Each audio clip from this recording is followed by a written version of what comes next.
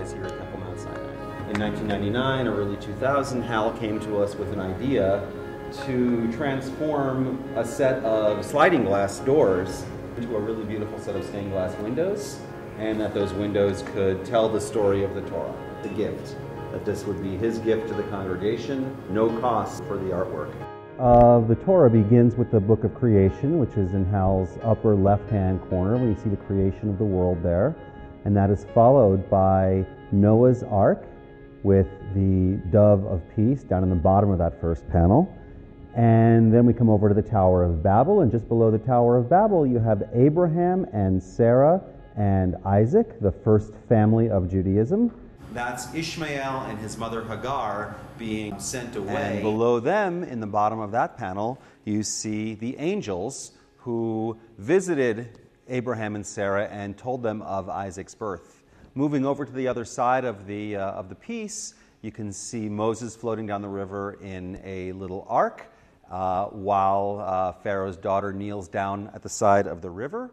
And then you see the Exodus from Egypt, below, with a full-grown Moses leading the people out of Egypt, across the Red Sea, and into the wilderness. And then down at the very bottom of the fourth panel, you see a young boy celebrating his bar mitzvah, reading the story of creation and the story of Torah from the scroll on which all of these stories have been preserved. This Torah in glass is Hal's mitzvah of writing the Torah of his life. And we're so lucky at Temple Mount Sinai to be able to enjoy it and teach from it.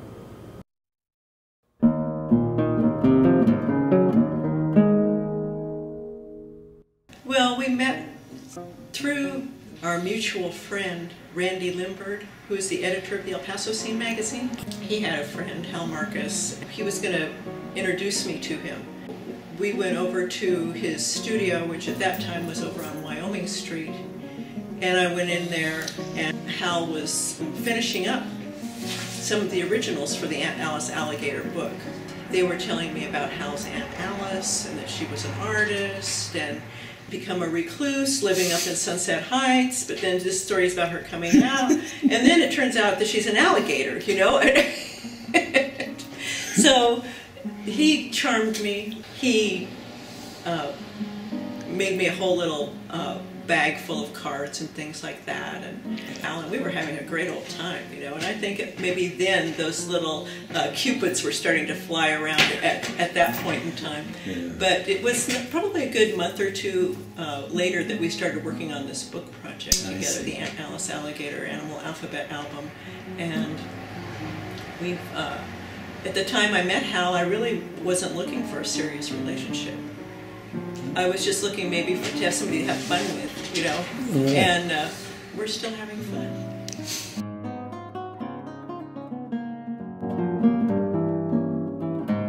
I think that Hal and his wife Pat have made a significant contribution to the landscape of art in El Paso, and is constantly educating the public about what art means and what its spiritual significance is, and what its role is in a community. And I think that time will tell that Hal and his wife Pat have made a significant contribution to keeping the arts alive in this region. Basically, it's love. If you boil down to it, everything that I paint is love.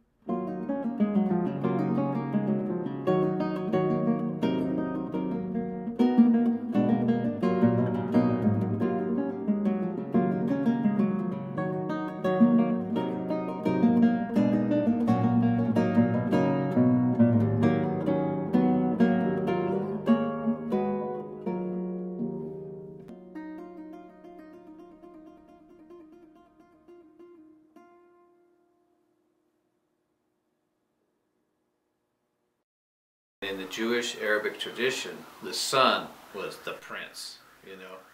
Well, lucky for me, I had 2 sisters that were born before me. And that was almost intolerable for my parents, to have 2 girls. Of course, they were very much loved, but they wanted a guy.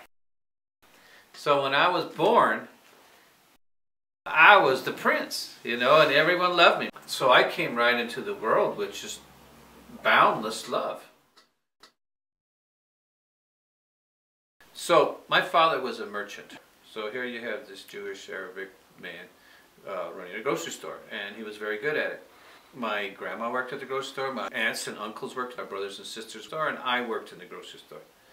I was the sacking boy, I was the butcher, I was the delivery boy. So were my brothers, and so were my sisters. So I learned how to be a merchant. Decided I wanted to become an artist. They thought I was just it was totally absurd. No one that they ever knew was an artist. I didn't have any family members who were an artist. They didn't know any artists.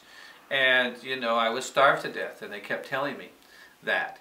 But you know what? That ended up being to my advantage because I needed to prove my father wrong. I had my sense of values, and I knew inherently inside of me somewhere that if you work hard, and if you're honest, and if you're consistent, and you're persistent, that eventually the laws of nature would compensate you with the rewards of being able to make a living. So I took the elements that my father taught me in the grocery store business and I applied them to my art business. And it took me 20, 30, 40 years, but here I am.